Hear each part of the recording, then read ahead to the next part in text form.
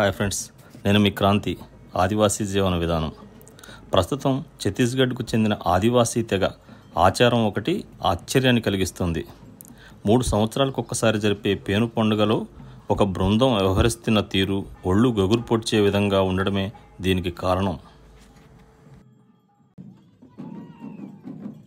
అదిగో ఆ జాతరలో సంబరంగా వచ్చేటువంటి బృందంలో వెనుకకు చేతులు కట్టుకున్నటువంటి వాళ్ళని గమనించండి. ప్రత్యేకంగా వాళ్ళు ఆ బృందంలో మనకు కనబడుతూ ఉంటారు. వెనుకకు చేతులు కట్టుకున్న వారినే మీరు గమనించండి.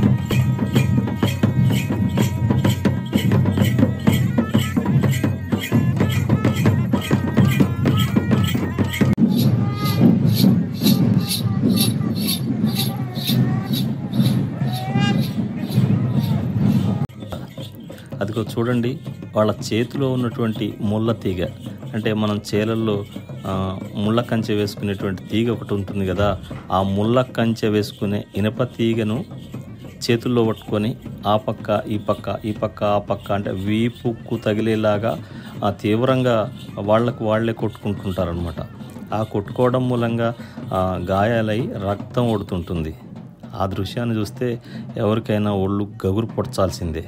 ఎందుకు మరి వీళ్ళు ఈ రకంగా, అంటే ఈ జాతరలో వాళ్ళు కొద్దిమంది ఉంటారనమాట. వీళ్ళంతా ఈ కొద్దిమంది ఎందుకు అట్లా రక్తస్రావం అయ్యేలాగా, ఒళ్ళంతా గాయాలయ్యేలాగా ఈ రకంగా చేస్తారు అనేటువంటిది అయితే మనకి ఇంతవరకు తెలియదు.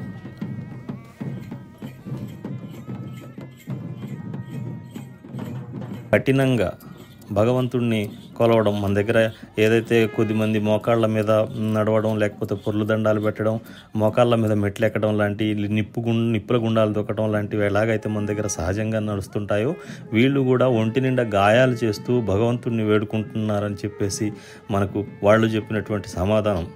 దీని మీద మీ అభిప్రాయం ఏంటో కూడా చెప్పండి.